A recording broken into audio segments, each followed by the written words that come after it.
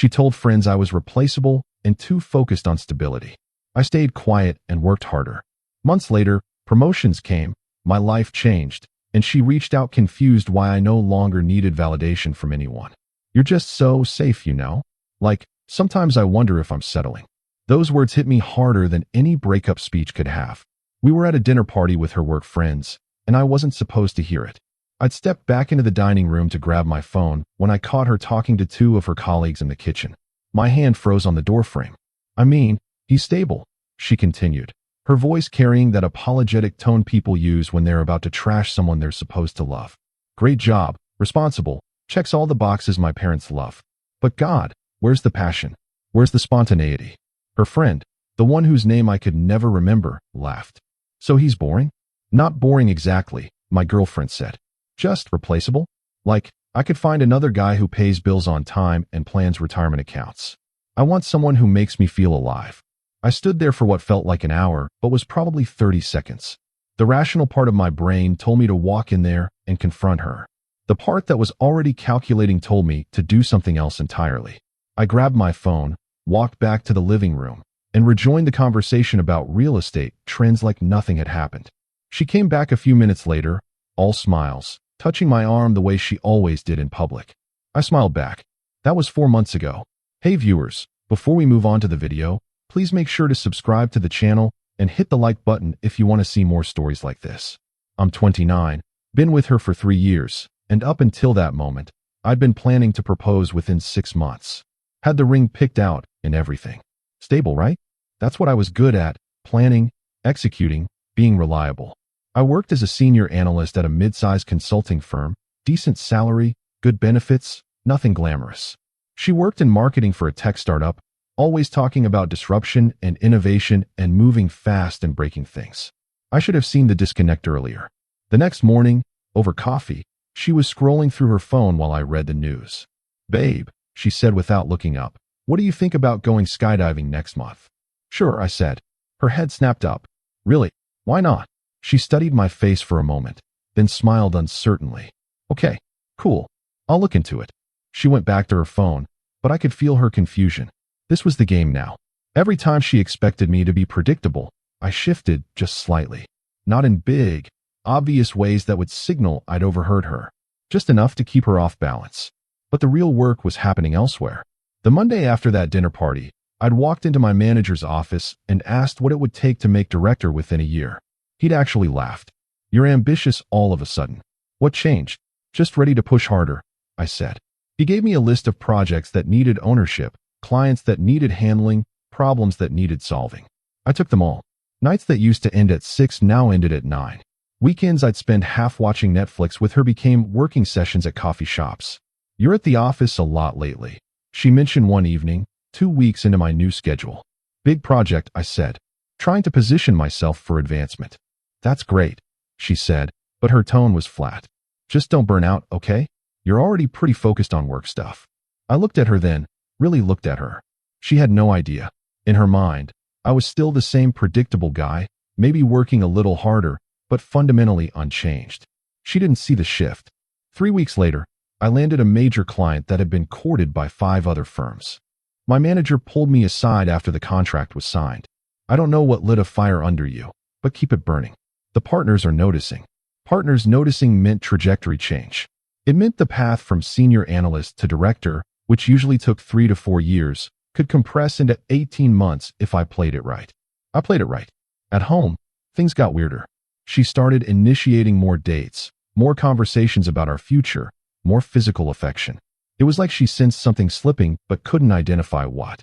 I feel like we're not connecting lately, she said one night while we were supposed to be watching a movie. What do you mean? I don't know. You seem distant. I'm right here, I said.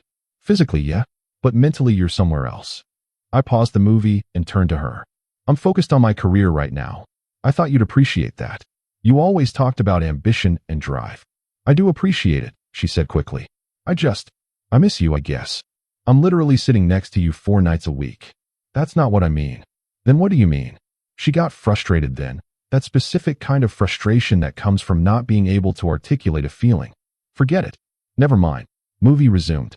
Connection not made. Month 3 brought the first real crack. We were at her company's holiday party, and one of her colleagues, the same one from that dinner party, cornered me near the bar. "Hey, man, can I ask you something?" "Sure. Is everything okay with you too?" She seems stressed about the relationship. I sipped my drink. She said that. Not directly, but we can tell. "Everything's fine on my end," I said. "I'm just working towards some career goals." Maybe she feels neglected, but that's pretty normal when someone's pushing for advancement, right? He nodded slowly. "Yeah, I guess. Just seemed like she was having doubts before, and now she's, like, overcorrecting." "Doubts?" I kept my voice even. Her words, not mine, said she was questioning if you guys were right for each other.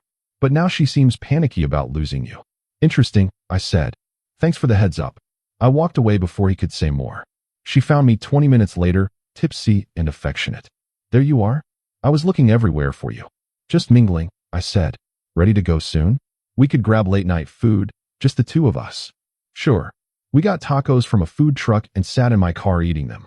She kept trying to create a moment, touching my hand, laughing at things that weren't that funny, looking at me with intense eyes. "I love you," she said suddenly. "Love you too." "No, like, I really love you. I know I can be weird and distant sometimes, but I need you to know that." Okay, that's it. What do you want me to say?" She put down her taco. "I want you to say more than okay when I tell you I love you." I said it back. Barely. I turned to face her fully.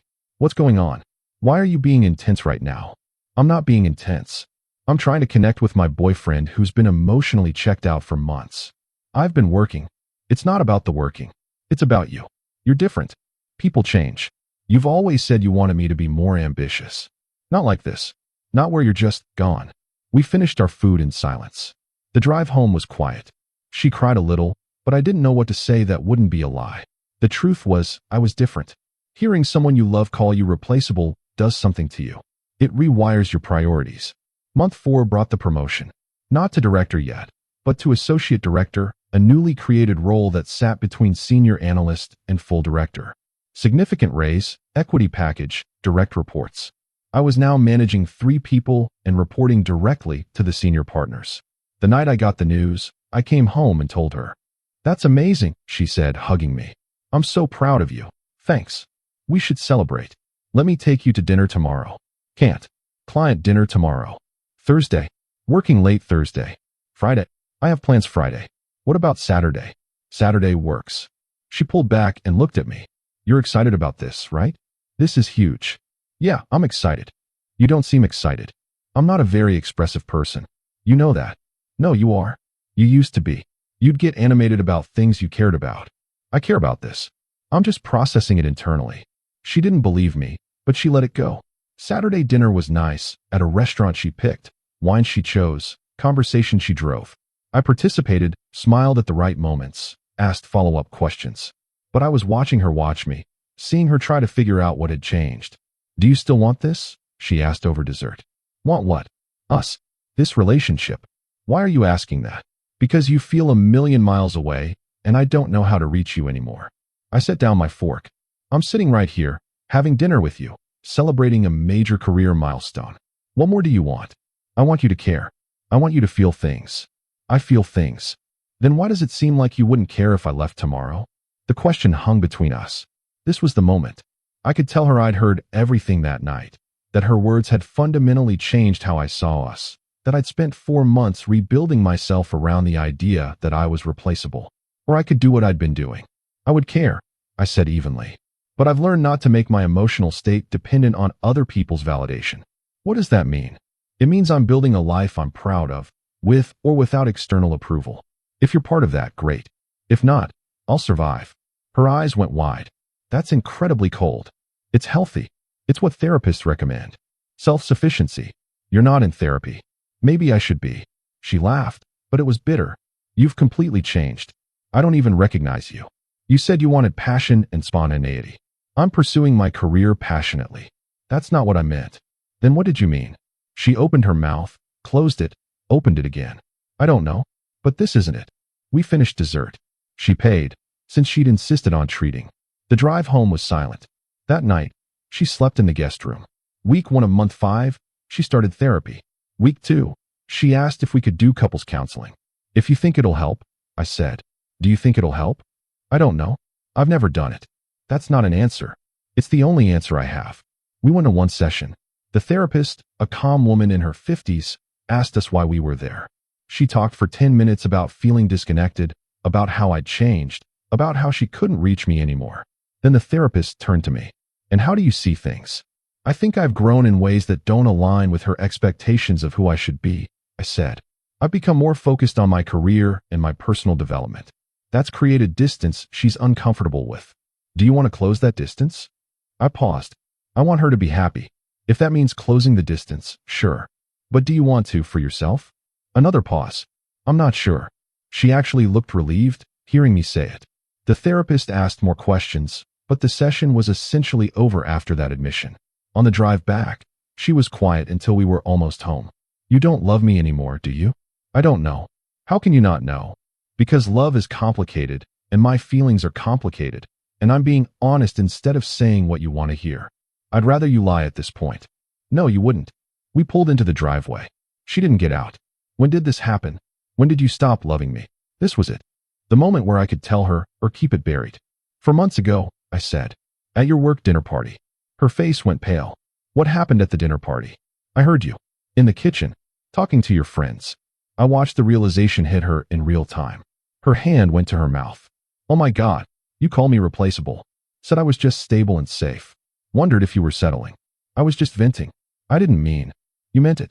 People don't say things they don't mean when they think no one's listening. That's when the truth comes out. She was crying now. That was one moment. One stupid moment where I was feeling restless and scared about turning 30 and not knowing if I was living the right life. And I was collateral damage in your existential crisis. Please. I'm sorry. I'm so sorry. I know you are. Now, what does that mean? It means you're sorry because I changed in ways you didn't expect. You're sorry because suddenly I'm not as available emotionally. You're sorry because the safe, replaceable guy became someone you're afraid of losing. She was full-on sobbing. That's not fair, isn't it? You wanted passion. You wanted spontaneity. You wanted someone who made you feel alive. I'm giving you all of that, just not in the way you expected. This isn't passion. This is cruelty. No, I said quietly. This is self-preservation. I got out of the car. She followed me inside, still crying, still trying to explain. I let her talk. When she wound down, I spoke calmly. I think we should take a break. No, please. We can fix this. You can't fix something you broke by accident while thinking no one was watching. People make mistakes. People say stupid things. They do. And other people get to decide if those mistakes are forgivable. Are you saying it's not?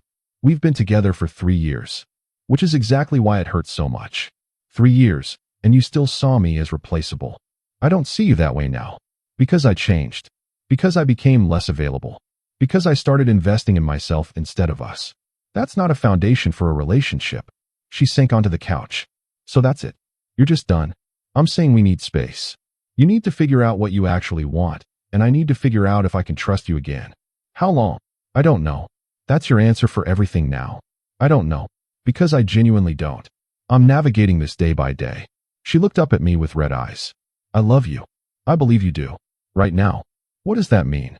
It means love isn't enough if it only shows up when you're afraid of losing someone. She had no response to that. The next morning, she packed a bag and went to stay with a friend. We agreed to 2 weeks of no contact.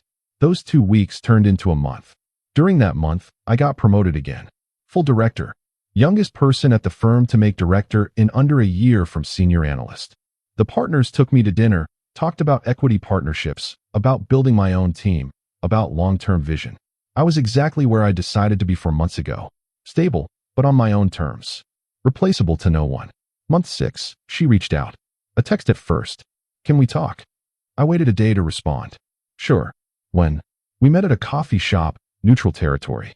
She looked good, healthier somehow. I've been in therapy, she said after we sat down. Really working on myself. That's good. My therapist helped me understand that what I said that night came from my own insecurities. I was projecting my fear of being ordinary onto you. Okay. I didn't think you were actually replaceable. I was scared that I was. That I wasn't interesting enough or exciting enough. So you made it about me. Yes. And that was wrong. I sipped my coffee. I appreciate you telling me that. I want to try again. I want us to work. Why? The question caught her off guard. Because I love you. Because we have history. Because I think we could be really good together if we both tried. We had history before. We had love before. It didn't stop you from questioning whether I was worth keeping. I know. But people grow. I've grown. Have you? Or have you just realized that the grass isn't greener? She flinched. That's harsh. It's honest. You wanted someone who made you feel alive. Did you date anyone during our break? Her silence was the answer. You did, I said. And it wasn't what you expected, was it? No. Let me guess. Exciting at first, but ultimately hollow. No foundation. No stability. You're making it sound calculated, isn't it? You try the alternative and realize that maybe stability isn't so bad after all. It's not like that. Then what is it like? She took a breath. I dated someone for 3 weeks. He was everything I thought I wanted. Spontaneous, passionate, intense. And it was exhausting. Every moment had to be a moment. Every conversation had to be deep. There was no comfort, no ease. It made me realize that what I had with you wasn't boring. It was peaceful, and I took that for granted. So I'm the safe choice again. You're the right choice. Those aren't the same thing. She reached across the table for my hand. I didn't pull away, but I didn't reciprocate either. I know I hurt you. I know I don't deserve another chance. But I'm asking for one anyway. I looked at her, really looked at her. Part of me wanted to say yes, to go back to what was familiar, to rebuild what we'd had. But a larger part of me, the part that had spent 6 months reconstructing my sense of self, knew better. I don't think so, I said gently. Why not? Because you taught me something important that night. You taught me that I was building my life around someone who saw me as optional. And once you see that, you can't unsee it. People change. Feelings change. They do. Mine did. She pulled her hand back. You don't love me anymore. I don't think I do. Not the way you need me to. Do you love me at all? I care about you. I want you to be happy. But I don't want to be with you. Tears started falling. This is because of one stupid thing I said 6 months ago. No, I said. This is because of 6 months of realizing I don't need external validation to know my worth. You called me replaceable, so I replaced my need for you with self-sufficiency. That's so cold. It's survival. We sat in silence for a moment. Is there anything I can say to change your mind? I don't think so. Will you at least think about it? I've been thinking about it for 6 months. This isn't a rash decision. She wiped her eyes. I really screwed this up, didn't I? We both did. You with what you said. Me with how I responded. You responded by becoming successful and emotionally independent. That's not screwing up. I responded by shutting you out instead of confronting you. That's not healthy either. But it's over? Really over? Yeah, I think it is. She nodded slowly, processing. Can I ask you something? Sure. Did you ever love me? Or was I just convenient? The question was fair. I loved you. For a long time, I loved you completely. But love isn't static. Mine changed when I realized yours was conditional. It wasn't conditional. You were ready to replace me if someone more exciting came along. That's the definition of conditional. She had no argument for that. We finished our coffee in near silence, occasional small talk about work and friends, and nothing important. When we left, she hugged me. I hugged back. I hope you find what you're looking for, she said. You too. I walked to my car and drove home. No tears, no regret, no second guessing. Just clarity. 3 months later, I ran into her at a mutual friend's birthday party. She was there with someone new, a guy who looked like he did CrossFit and talked loudly about his startup. She seemed happy, or at least content. We made eye contact across the room, exchanged polite nods, and went back to our separate conversations. Later, near the end of the night, she approached me at the bar. Hey, you look good. Really good. Thanks. You too. I heard you made partner. Congratulations. Appreciate it. Awkward pause. I just wanted to say, I get it now. Why you ended things. Yeah. I needed to learn to be okay alone before I could be good with someone else. You already knew that. Took me a while to figure it out too. Well, you figured it out. And I'm happy for you. Thanks. I'm happy for you too. She smiled, genuinely this time, and walked back to her new boyfriend. I stayed at the party for another hour, talked to old friends, made new connections, enjoyed myself. Drove home around midnight, made tea, sat on my balcony overlooking the city. My phone buzzed with work emails I'd answer in the morning. My calendar was full of meetings and client dinners and presentations. My life was exactly what I'd built it to be, stable, successful, and entirely my own. No one could call me replaceable now. More importantly, I didn't need anyone to call me irreplaceable. I already knew.